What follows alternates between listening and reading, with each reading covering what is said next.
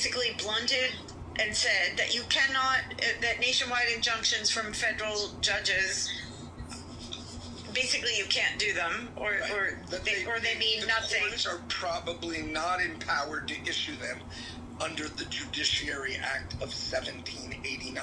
And sorry to interrupt you, but just a quick parenthetical on that. As they do with this originalist approach, which makes no sense, the central question they ask themselves is, were nationwide injunctions or something very analogous to them available in 1789?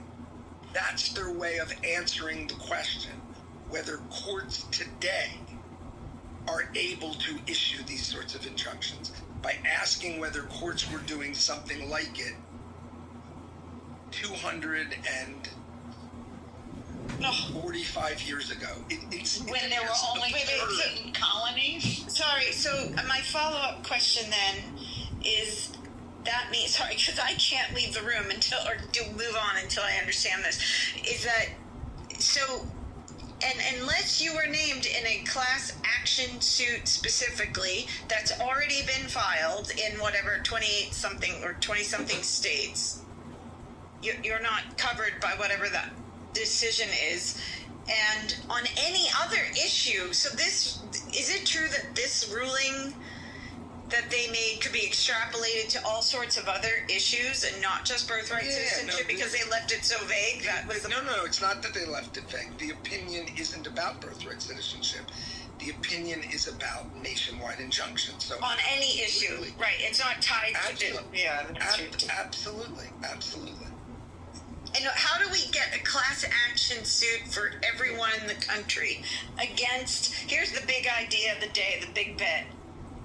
Get some billionaire to file a class action suit. You don't need a billionaire, but again, I think the attorney generals of the blue states might be we don't get so into the weeds here. Sorry, Ben, because I don't want to turn this into Supreme Court. No, it's okay. This is good.